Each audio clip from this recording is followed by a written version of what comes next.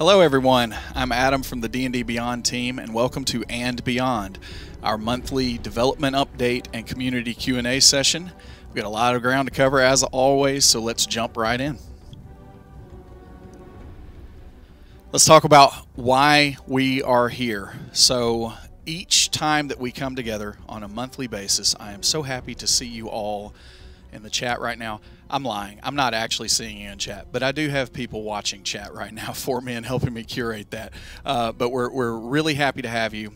We are coming together to talk about where we are with development of D&D Beyond, what are the exciting things that have been happening, and then we talk about where we're going, so the exciting things that are going to happen in the future.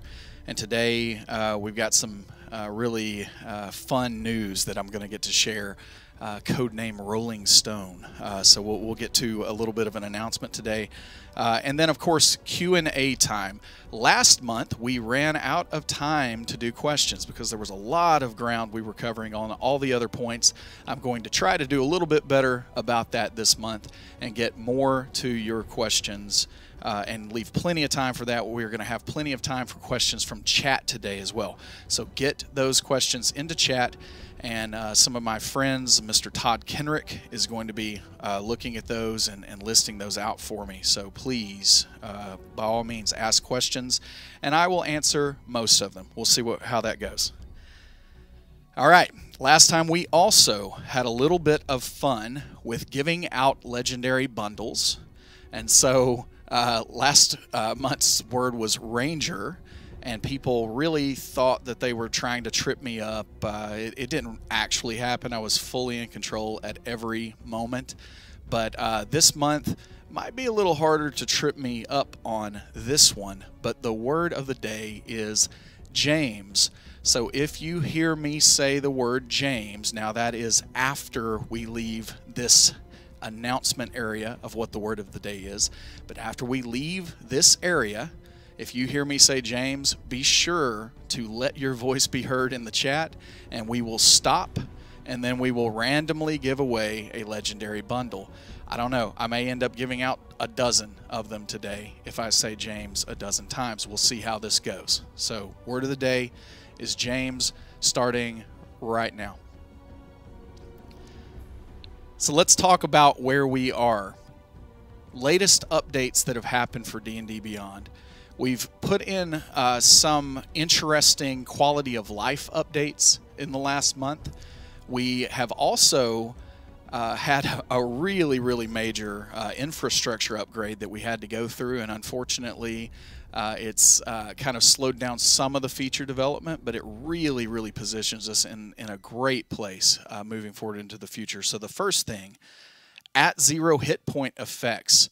As you know, we are partnered with Critical Role for their new campaign, and one of the characters, I'm not going to say who, but it was Travis, one of the players, Travis, he has a relentless endurance hit point effect at 0 hit points, and he forgot about it a little early on, and we said, you know what, Travis, we got your back. We're going to help you out and help out all players everywhere. So with 0 hit point effects, now when you're adjusting your hit points, it is actually going to tell you, hey, you have an ability that might prevent you from going to 0 hit points. Would you like to use that?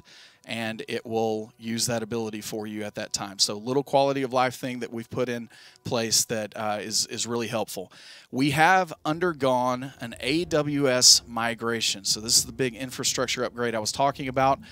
It ended up being a really big deal for D&D Beyond itself.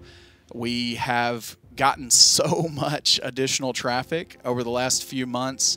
We knew that we really needed to position ourselves well for the future and for all the exciting things that we have in place. So we had to bite the bullet and take a little bit of time now to make sure that we were in that good place and that we had plenty of room to grow. All of that went off with almost without a hitch. So the migration itself went really well. Proud of the team, but we are now fully in the cloud, and we're really excited about being there. We have been having mobile alpha testing on our app.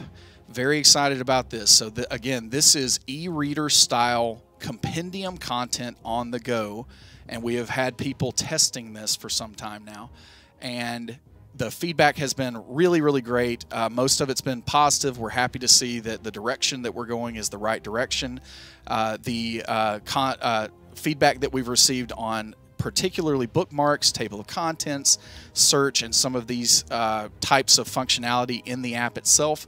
We've been taking really good notes on that, and we've been making some improvements to it, and we are getting really, really close here to being able to get into beta testing. The mobile app alpha has been opened up for the public at this point. So if you want to help us test the mobile app, you are able to do so. I tweeted about it, I think, and the D&D Beyond account tweeted about it a couple of days ago. But hopefully somebody in the chat, some of our moderators, may be able to help a little bit with some of the details there. But you can go to the Play Store, find this. It is open at this point, and you can get in and test. I just remind everyone it is an alpha test. There are going to be some things that are not where they are going to end up being, but we really appreciate all the help that has gone into this to this point, and we'll share some more about that a little later today in the stream. And then finally, campaign character transfer. We have made it where a dungeon master or even another player in the campaign can create a character and unassign that character within the context of a campaign. So I know that there is a very strong use case. I play with a group of young people, ages 8 to, I think, all the way up to 15. So I play with 7 or 8 young people on a very regular basis, and when we started that campaign, me as a dungeon master, I needed to be able to help them, or possibly even just create their character for them and then let them use that character. So now you are able to do this within the context of a campaign. You can create an unassigned character, and then a player using another account can come in and claim that character. So that character transfer is a possibility now. We will be adding much more to that over time. The ability to copy your character. Maybe you want to dream and fantasize about where you're going to be at level 18 or 20. You'll be able to do that with a copy functionality. We're also, of course, going to have the capability to share your characters across social media and everything else, so people can see a read-only version of your character. So really excited about that. Those are the things that have happened of late, and then we'll start talking a little bit more now about some data, some very interesting data. We are going to hit, on a resume, a lot of time you have that section that says background and expertise. So we're going to follow that theme today and talk about backgrounds and expertise. And this is these are two specific areas that we've seen questions come up where the community wants to know a little bit more about where the numbers fall with this. So the top backgrounds that we currently have for characters across D&D Beyond. Now, the fence here, we very clearly would have a big winner if all we looked at were the free backgrounds and free accounts and folks that maybe have not unlocked the player's handbook in one way or another. So we have taken this data down to only those who have unlocked the player's handbook, and we've also only started looking at this data as of launch. So all of the beta period where all you could do was create free characters is excluded from this, and this is the current way that the cookie crumbles. So you can see that Outlander, very popular option. That was a little bit surprising to me. Some of the others that are on the right side of this chart are a little less surprising. I think that they are very popular options. You can see that even some of the, with the Noble and the Knight, several of these that have two different types of flavors for that background are pretty popular as well. I was a little surprised about Sailor or the Pirate, because I know that in guides that I have written for virtually, or read rather, I have not written any guides. I am too busy to write those guides. But the guides that I have read online for various character classes, almost all of them say that Sailor is a great choice because of the skill composition that it gives you. But characters on D&D Beyond are not choosing it for that, so I'm a fan of that also. Maybe there are some major role-playing reasons that some of these backgrounds are being chosen. But we got this question a lot from the community. We wanted to share this information.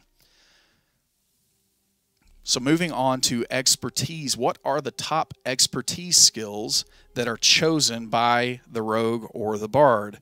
This is not surprising at all. So as you can see with rogue, stealth is a hallmark of many types of builds for the class. And so stealth is very chosen as far as expertise goes. Perception is also very high on the list. Perception itself as a skill is a very, very popular choice. I could have seen that coming. I hear that it is a great okay, I'll stop right there. But yes, perception, very popular choice as well. Sleight of hand. So there are many, many characters here that are being built, obviously along the lines of a standard and kind of traditional rogue, as you might expect. And then when we move over to the bard, it's more of the same. You have your social skills are primarily chosen for expertise. So again, we got this question a lot from the community. I think that it's interesting to look at this data, and we wanted to share that with everyone today. I'm trying to move pretty quick here because I want to leave plenty of time for questions. All right, so let's talk about where we are going. This is exciting stuff. I love that this dwarf, I'm going to say that she is a wizard. This dwarf wizard raising up, this mighty fortress. That's definitely that was chosen intentionally. We are relentlessly driving down a path where we want to raise up a mighty fortress that is going to be something truly incredible for the D&D community.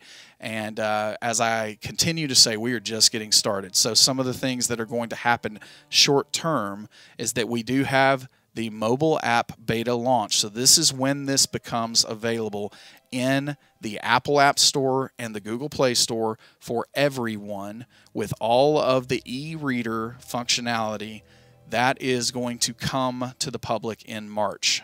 So you guys know, if you have watched any of these streams or if you interact with me on the forums or Twitter or anywhere else, I typically do not give anyone target dates for anything because I've been in software development long enough to know that most of the time that's a fool's errand. But if I'm giving you a date saying that this is coming in March, that means that we feel very, very, very confident that it's going to happen in that time frame. So keep an eye out for that. We will announce more when that date approaches. Homebrew subclasses. We have not been able to get homebrew subclasses in place yet, and some of that's pretty practical. I told you about the AWS migration and the scope of that and some of the work involved there.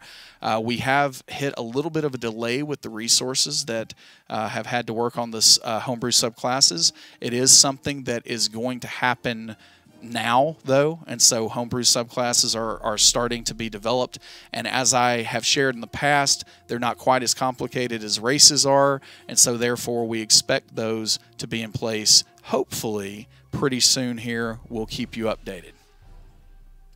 New product release. I don't know if anybody's heard of Morden Kanaans Toma foes, but I've also seen it going around as foam of toes in some places.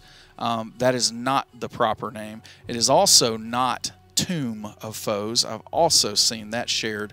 I don't know who would slip up like that, but someone shared that, that it was Tomb of Foes, but it is not. It is Tome of Foes, and it is actually on its way in May. Very excited about this product. You can pre-order that now. We'll talk about a little bit more about that in a second. The character sheet revamp. We love the word revamp around here, so we use that word frequently and often.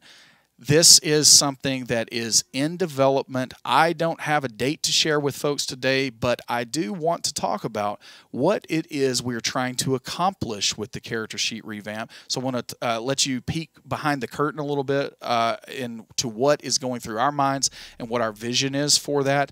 And I might show you it a little bit because we've got it in a form that, that you guys can start to see it. And then finally, we do have an announcement. As you all know, we have been really,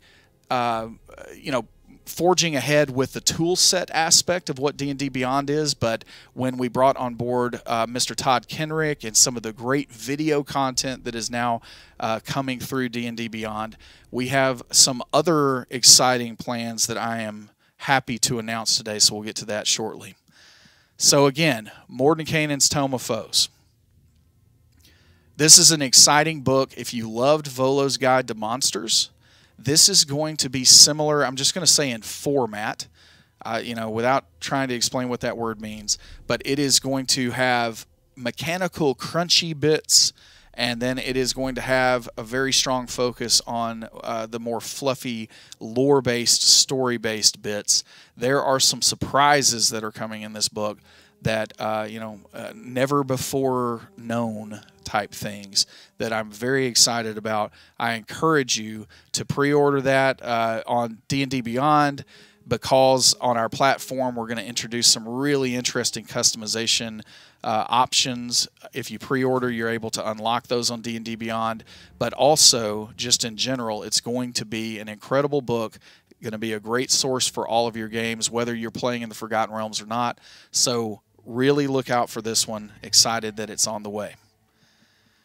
So now let's take a look at the character sheet revamp and the design philosophy. One of the things that really resonated with me early on as we were looking at everything that was coming through for feedback for the character sheet, and we got thousands of posts of feedback, and one of the reasons that we are just now getting to this, as I've told you guys in the past, we did not want to simply take a reactive stance that, oh, hey, this person's asking for this person's asking for that, and us make mistakes early on by doing some type of knee-jerk response to some of that feedback. What we've instead chosen to do, and after, hopefully after you see some of what's going on today, and definitely once you have the full thing in your hands, I think you're going to see that this was the correct approach, because in order to really get what the community wants and needs here for what the digital character sheet is, we had to go through this process and really pour over this feedback, really comb it. And one of the forum posts, so that's what you see on the screen right now, one of the forum posts that really, really hit home for me very early on, shout out to Tom WB, don't panic, so shout out there, but basically, he said, think about what a player would write on a paper sheet and kind of go from there. And one of the things that stuck out was people have made do with paper sheets for decades. And that was something that really, really resonated with us. Some type of methodology that would allow us to take what was great about character sheets from the 47-plus years of Dungeons & Dragons and take those things that are familiar, that are proven, and add the benefits of the digital platform and convenience and the power that that provides. And so this is a concept that some people call neo-retro, right? So new, old, or ancient future. And it's this idea that you take the classic part of what makes something good, and you retain that, and then you layer on top of it things that are really incredible and that feel like the future.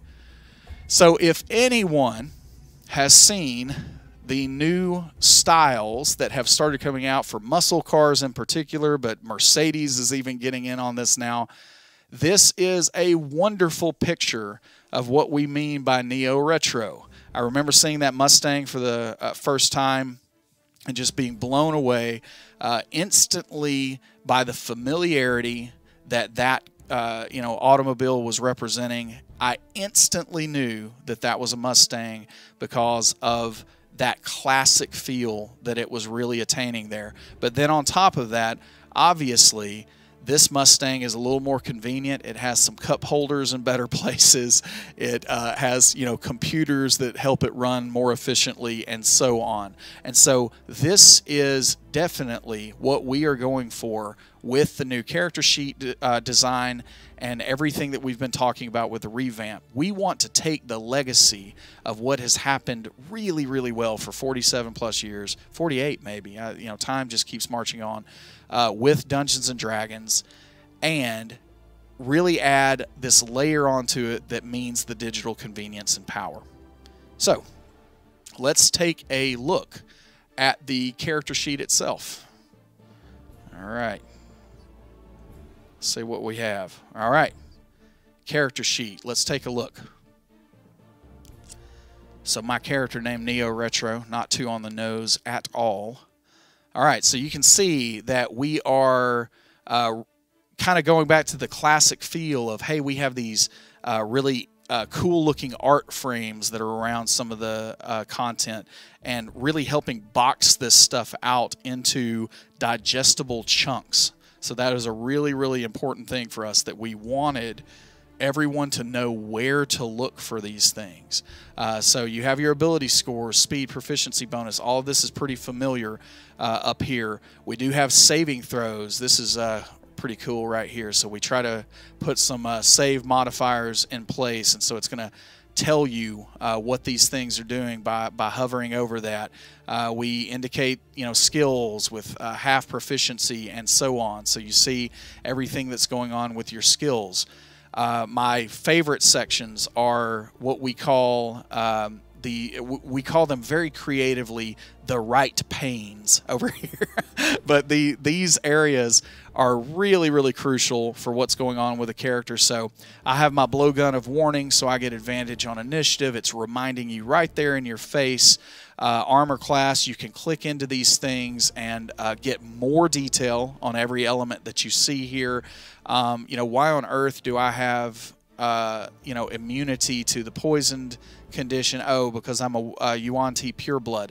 All of this is going to be in place. You will also have our more standard tooltips for that you see across the rest of the site. So if you're hovering over weapons and items, those will be in place.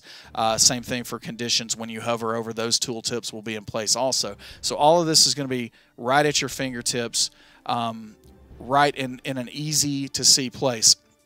So then we get into what we've been calling snippets.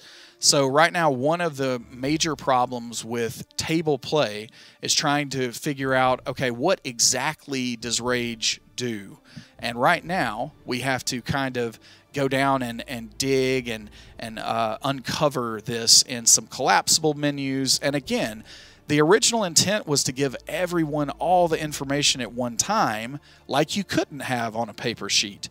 But again, with the feedback, we heard, hey, what are some things that I would have on the paper sheet, but then still give me that full information, just a click away. And so with this, you actually have with Rage, the snippet is pretty long for Rage because Rage is a pretty complicated ability, but it's telling you more or less what Rage is doing. You can track how many Rages you have actually used per the long rest.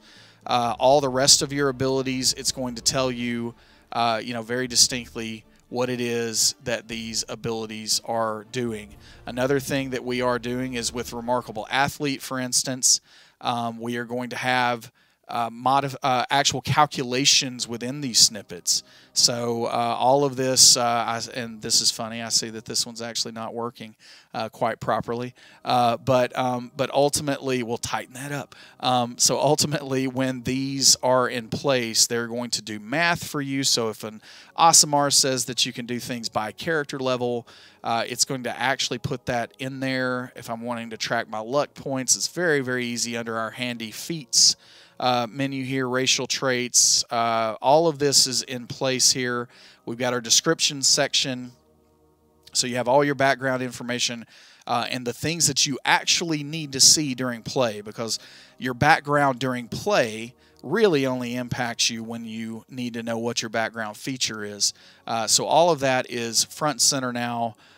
Personal characteristics, any appearance, all of that you'll be able to add notes. We have much more room for notes now, and so they'll be able to be used here. Companions will be added as part of this. Spells, equipment, all of that's up here.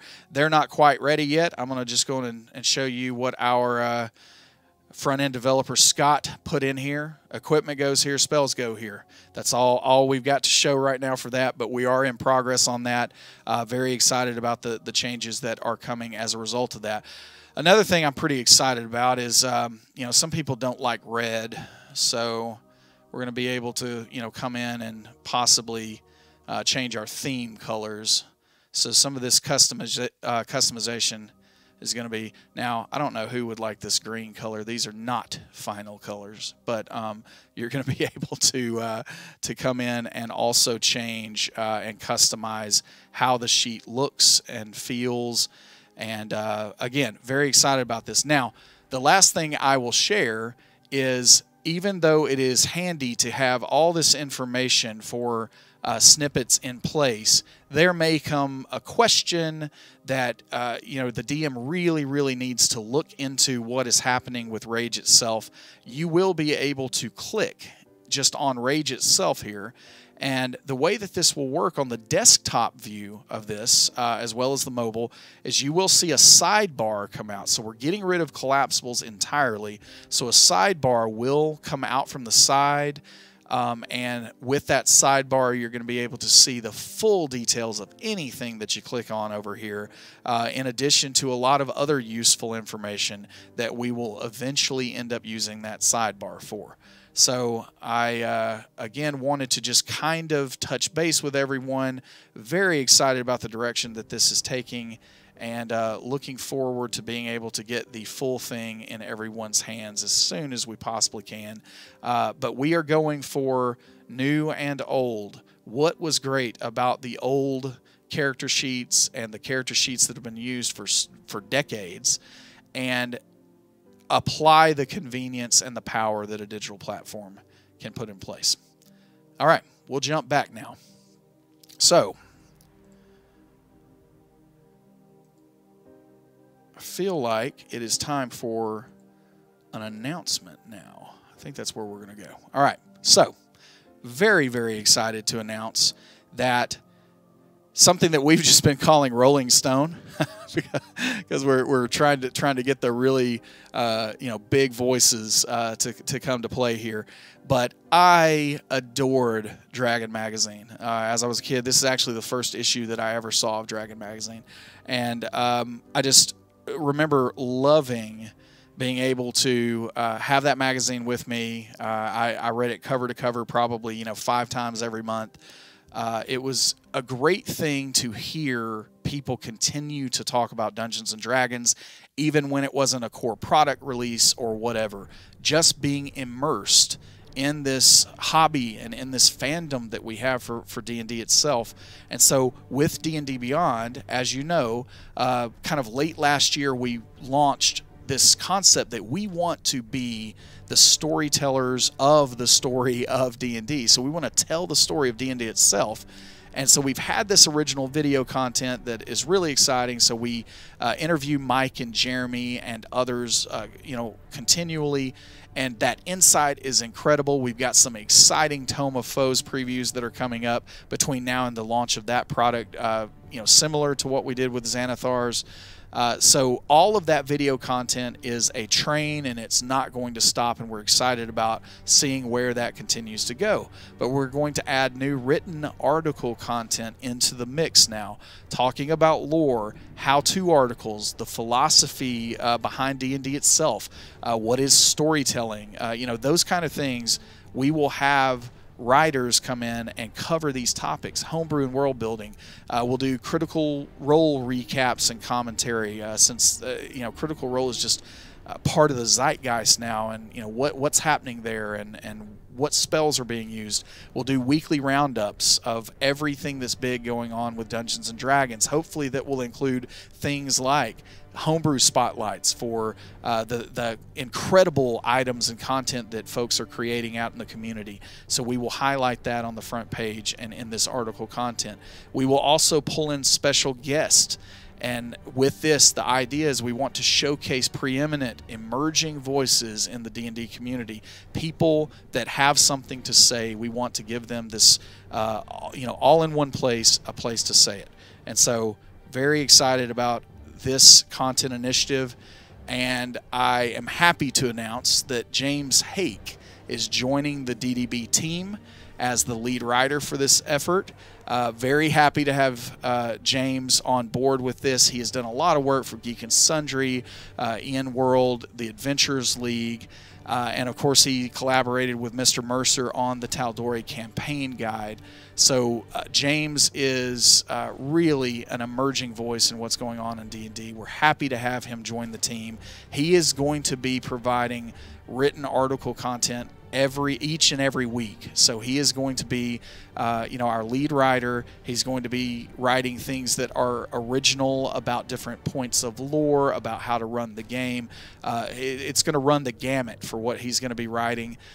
He will also be doing Critical Role recaps and those weekly roundups for us. So excited to have James join the team. Also announcing our first 2 special guests. So the first of those is Mike Shea. I think a lot of people know him as Sly Flourish. So he is going to come on and write an article series for us that is getting started as a dungeon master in D&D. So this is something that we constantly get asked, how on earth do I go from player to dungeon master, or how do I go from never playing this game at all?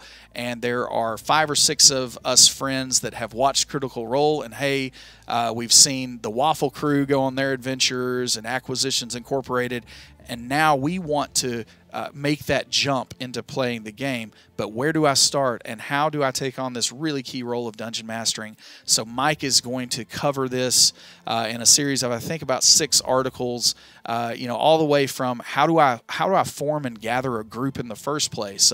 What are some of the logistics of that? So we're really, really excited about this. Mike's credits are really long. I remember reading Lazy Dungeon Master when it came out, and I have been a fan of Mike's for some time, so we're happy that he is joining the fray here as well. And then finally, did I say James? 4 times. 4 times. 4 times. I don't know. I don't even know if I'm going to be able to do 4 of these. Yes, I can. I'm in charge of it. So we'll figure it out. So we're going to give away a legendary bundle. All right. So legendary bundle. You need to type something in chat. It's the way this works. So type something in chat. It doesn't need to be the word something. It can be anything or any word, or however I would say that without someone taking it literally. But you can type something in the chat, and we are going to give a legendary bundle away in 5, 4, 3, 2, 1. Big Red Owlbear. I like the cut of your jib. Big Red Owlbear. Congratulations. Let's go on and do them. Let's do a rapid fire. I got 3 more, it sounds like. Let's do it.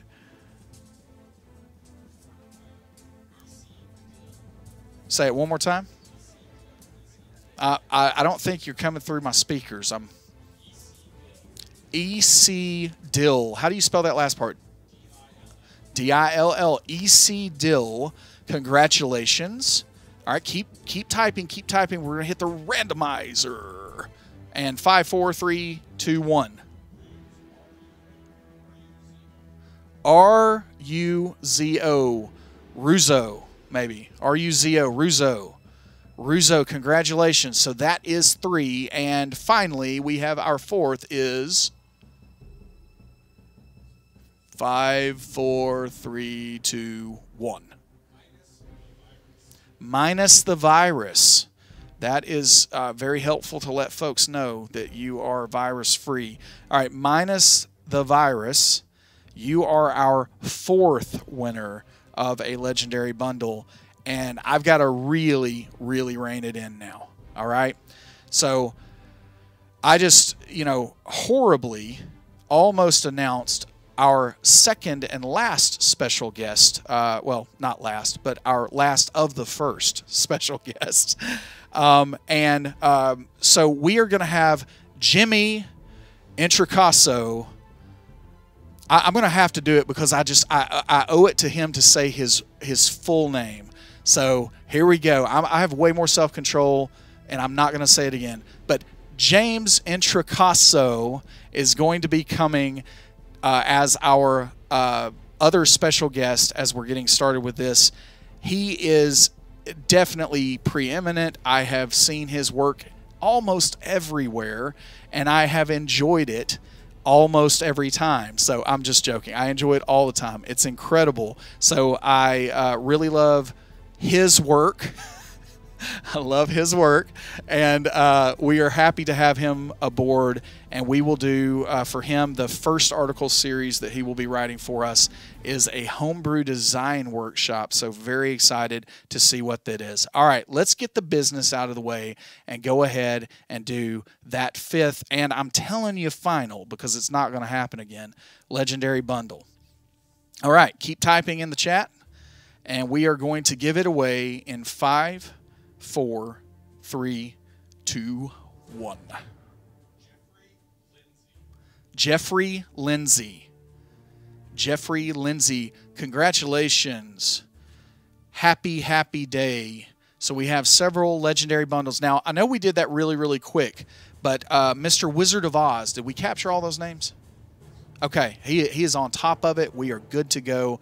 We are good to go. All the legendary bundles have been given out unless somebody makes me slip again and say something about these individuals that have that name. All right, so we are now to the Q&A part of our program today. How are we doing on time? Oh, we have so much time for questions. Plenty of time for questions. So be sure to get those into chat where I can see those. But we are going to start, as we frequently do, with some of the questions from the forum. So for next month, if you have a deep or involved question in particular, feel free to visit the D&D Beyond forums, and there will be a post that our moderators will put up that will allow you to write all the questions that you want, and I will try my best to capture those questions and make sure that we cover those during the stream. So for this month, as always, ETA for insert feature here. Typically not going to give dates because we've talked about this before. All that really happens when we start giving dates when we're not ready to give dates is disappointment. And I am trying to protect you all from that bitter disappointment when something doesn't happen right when we say it's going to happen, because that's just the way that life and in particular software development goes.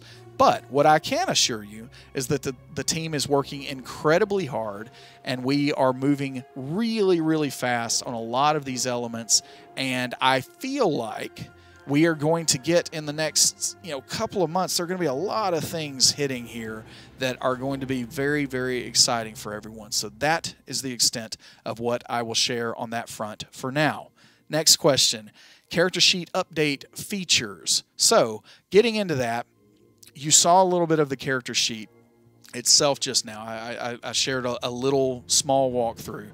With that, kind of the follow-up is, are you going to be able to add ad hoc feats, skills, or tool proficiencies? And the answer to that is yes. So in each of those sections, you're going to be able to add entirely new skills if you want to. You're going to be able to edit your existing skill information to mark a proficiency because maybe your DM has allowed you to train a skill in your downtime, or whatever. You'll be able to do all of that with the full flexibility with skills and tool proficiencies. Languages is another call out. I saw a tweet about that earlier. So yes, you will be able to choose additional out of cycle is kind of what we call it. Languages as appropriate for your character. You will also be able to customize those languages where you can enter your own type of language. So if it's a homebrew campaign setting, or even if it is, some of the dialects that are spoken by human ethnicities in the Forgotten Realms, all of that will be fully customizable. You'll be able to do that in the new character sheet. Tooltips for homebrew content. I've seen this question come up a few times, and I really, really like it.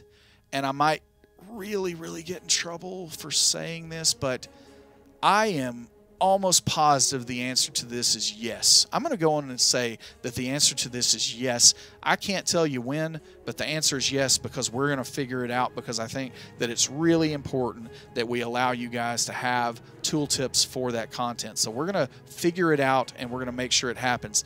Part of the problems right now is tooltips are based on item or spell or monster names, and so if someone homebrews an element that has that same name, so we're going to have to build out a little bit of a way for you to insert a slug or a URL or some type of tag into that actual tooltip tagging mechanism in order for you to be able to do this. But this is something that we want to do, and so I'm going to say yes, it's going to happen, and we'll see when we can fit that in. Magical ammunition was another question on the forums. This one ends up being a little bit more complicated than I would like for it to be, and part of the complication is that from an equipment standpoint, we have an ammunition type, because we need that in order to figure out if an arrow goes with something for some of the future development we're going to do. But then when you're looking at magical ammunition, it is not, ammunition's not a type by itself. Probably for ease and streamlining, it was put into the weapons category, and so we've just got to go back and link those two things at some point. It is definitely planned, and we're going to get that in as soon as we can. Twitch stream integration. We are actually in the planning of trying to really find the resource here. Our team is growing, and we're very excited about that. So, you know, things are going well, and we're trying to find other people to join the team, especially if you happen to do front-end web development. So go to curse.com/careers and find that front-end role. We are definitely hiring, so if you fit that bill, go there and apply, and let's see what happens. We can make dreams come true, folks. So please go apply for some of these open positions. But we are trying to find the resources in order to do this. And another prerequisite for this Twitch stream integration is we want to be able to leverage some of the new character sheet elements that we are putting in place. And so part of that big revamp is giving you read-only access to characters where you can share them with other people. Well, this extension and the capabilities of this extension rely on that piece as well. So it is something that we have planned for after this revamp is in place, and all of the character sheet changes that we're putting into play are there. And then we will move on to Twitch stream integration. So we're trying to find how that's going to fit in, but it's not a next year thing. It is definitely, this year. It is something that is on the radar for soon. I got a question about, because I said something was metal. Someone asked me about my favorite metal band, and do I listen to any type of music, for prepping RPG sessions. And so I listen to a lot of Rush when I'm actually doing that prep work, so I would say that they're probably my favorite. To be honest, though, I probably go more with no words. Words distract me because I just start singing and belting it out at the top of my lungs. So we will do a karaoke version of one of these dev updates one day, one of these months. But so I try to keep words out of the music, so I do a lot of instrumental soundtracks. I do a lot of Star Wars, a lot of Lord of the Rings, but I like all kinds of things. I like the obscure King Arthur movie that, what's his name, Clive Owen is in. I mean, all those soundtracks are things. Conan the Barbarian's an incredible soundtrack, so I listen to a lot of that stuff. Don't listen to metal too terribly much, but when I do, it's probably Rush. All right. Campaign management for DDB. What are my views and what is the vision for what campaign management is going to be? Unfortunately, that is far too open-ended of a question for me to really do it justice here today. It is something that we will be sharing plans about in the upcoming future. We definitely want to do more with campaign management. I air quoted it because people always mean different things when we say those words. I saw a little bit of a friendly discussion, we won't say argument, on the forums just a couple of days ago where people were talking about that campaign management is not combat tracking, and some people were saying it is combat tracking. So there's a lot of disagreement on what this word even means. It's a loaded term, but we do have plans to do a lot more for it. Some of those plans are going to start with things like encounter building and monster building. And in the short term, one of the things we're going to be looking at is source whitelisting. So the ability to have at an account level, but also a campaign level and also a character level, the ability to designate which of the sources that you've unlocked are actually available for characters to use for character creation. So this is also another step towards being able to do some of the AL Adventures League validation that we talked about. So that is coming. That is shorter term roadmap, and then encounter building, monster building are kind of the first steps into campaign management. And then we have some other ideas for down the road after that that we'll share when we have more details. Got questions about wild shape, companions, familiars. So we absolutely plan to do something with this. I know we've been talking about it for some time. We want to put this in place when the new sheet is available. So we didn't want to walk down a path where we were going to have to make a lot of changes once we had this new sheet in place. So we're kind of waiting for the shoe to fall there, and then we will absolutely move into wild shape, companions, familiars. Got another question about which critical role character do I resonate the most with or relate to the most? And I'd have to say that it's probably Ford. Kind of like hex blades, and yeah, so I'm a big fan of Travis. I like everything that's going on with Ford. I like this new cast. I'll be quite honest, I actually saw their characters before the campaign started because of our partnership with them, and I saw some of those characters. I was really skeptical. I was like, hey, this just isn't gonna work. Like, I don't like any of these folks. But now that we're into it several episodes, I honestly really like each and every one of them. They all have interesting personalities already. Those guys are supremely talented, and so they're doing a great job. But yeah, I'm a big Ford fan, so built Ford tough. All right. And no, I'm sure somebody in chat is just saying that's just because he has a Southern accent. It's not the reason. I like the character. All right. Okay. Homebrew, alternate class features. Oh, wait. I have a duplication of wild shape. I was wondering why I was going to get into that again. I've already covered that. Homebrew, alternate class features. So this was a question that came up kind of regarding our stance on homebrew core base classes, how difficult that is, and how we don't typically want to go in that direction. Obviously, we'll keep an eye on how that goes. But as of now, we have no plans to offer the ability to create a homebrew class from the ground up. We will add subclasses, but not homebrew base classes. So having said that, what about the ability to switch out class features for other class features? If you are paying attention, I had to verify this one also to make sure that I wasn't like spilling any beans or anything. But so Jeremy Crawford has spoken about to the public that there are plans to, very likely anyway, not go with a whole second type of Ranger class, but that it would be the Ranger class and then possibly the ability to switch out class features and providing class feature options like that. So if that comes to pass and when that comes to pass, we would absolutely support that type of system. And so if that is built out for those purposes for the official content, then I have no doubt that we would also want to offer that flexibility for the community to be able to use that and swap out some of those class features. So that is I think we would do this whenever that time came. What DDB feature am I most proud of, and what am I looking forward to the most? So to be honest, what I am most proud of at this point in time is our compendium side of everything that's going on. I am proud of the ease of use, and I'm proud of the being able to tooltip things and seeing things in context. I love running adventures just simply using what is on the web page there. I even really dig it with the mobile app being able to do that. So the compendium portion of everything we may have made to this point is by far the thing that I think is most complete, and so therefore I'm the most proud of it.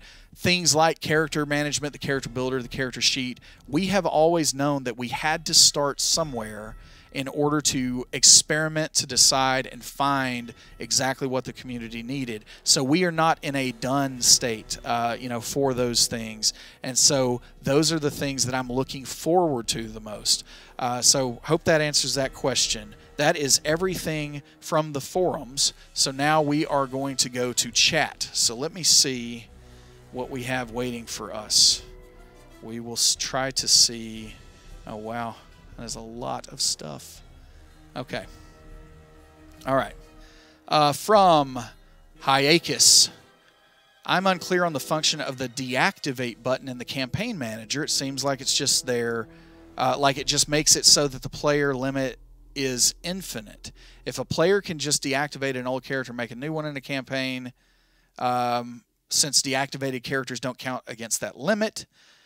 So basically, the question is about what is deactivate doing. So the intent behind what deactivate is doing is if you have multiple players kind of enter and leave a campaign, because we do have that use case out there where the actual players themselves, especially in AL events, are might cycle through. So the intent is for a dungeon master to be able to deactivate those characters for those players and be able to bring in others under that limit. So it's definitely trying to aim at that use case, but it is something that if someone had malicious intent, I'm sure that just like with anything, people could definitely try to figure out loopholes and workarounds for things. One of the things that is coming in the future, I'm trying to think through if the dev team is going to be upset about this one or not. I'll deal with the fallout. I think we are going to try to change it to where campaign character limits are not character limits anymore. They are player limits. And so then the characters, you can have more than 12 characters, you just can't have more than the 12 players as part of that campaign. So at that point in time, much of that would become a moot point. All right, Half Empty 77. Are there plans to add Hexblade, Pact of the Blade bonuses to the Warlock character sheet? Yes, that is part of everything that's going on with these character sheet updates.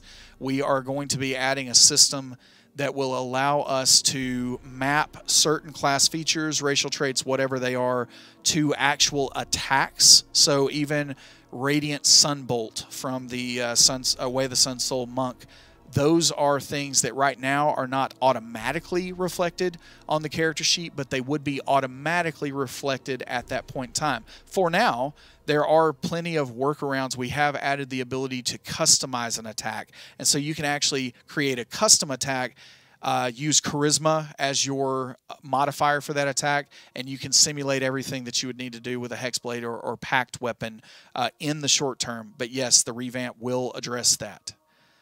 D&D Beyond, Mobius Mage. Can we get the ability to add new feats outside of... Oh, yep, already answered that one. We are going to allow that to happen for sure. Cyberwolf 1201. In your expansive backlog of feature requests, I appreciate you placing the scope on that. Any way to add custom limited abilities to existing characters, dark powers, epic boons, curse effects? Yes, that is absolutely planned. It is not going to be in the initial character sheet revamp, but once all that is in place, that is something that we will allow you to create, and it's almost like exactly what you're describing. We're not going to necessarily have a boon system or a blessing system. We're going to have a system that's more generic and comprehensive than that, where you can create boons and curses, potentially dark powers, etc. That is definitely something that is on the roadmap and planned.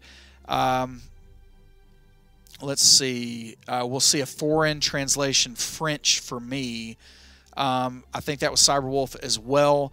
I'm trying to think through. I can't share too much on that yet, but I can tell you that the plan is, yes, for all the translations that Wizards of the Coast is currently trying to put out across the world, we will support those translations into local languages. I'm going to say that. I'm not sure if I can say much else yet, but yes, we absolutely plan to support that, is what I will stop at.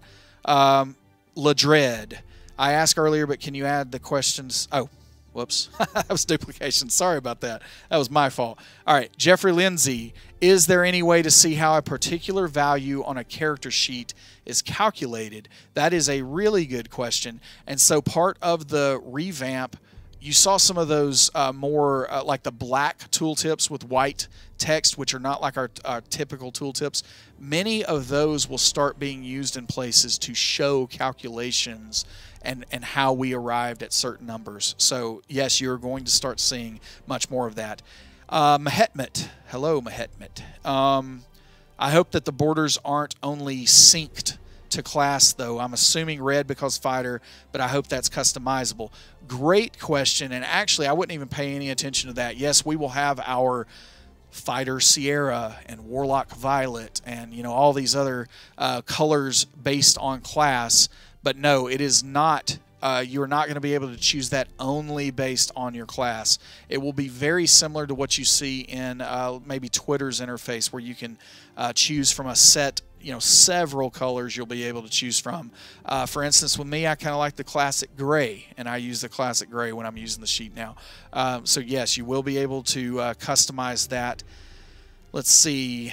Portal Jacker. How does this look on mobile browser, though? That is an excellent question, and I felt if, you know, I'd had more time, I could have gone into that. It is going to be fully responsive.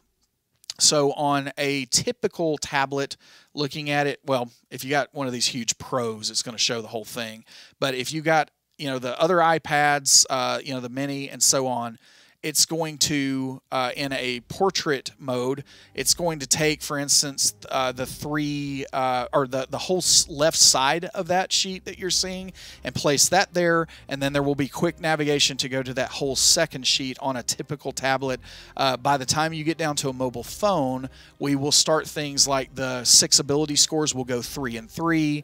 It will pull in a proficiency bonus and hit points and all of that under that, and that would be one page. And so it's essentially, we will be adding pages to make that condense down into the mobile phone, but then we will be providing a way to quickly jump back and forth between those pages. So just like with everything that we do, it will be fully mobile responsive. The interesting thing about it, I'll share a little more data. We actually observed that 65% of the people using the actual digital character sheet or viewing the digital character sheet, they are doing it on desktop. And then we've got a whole other 20% are viewing that on a tablet, and then 15% are viewing it on mobile phone devices.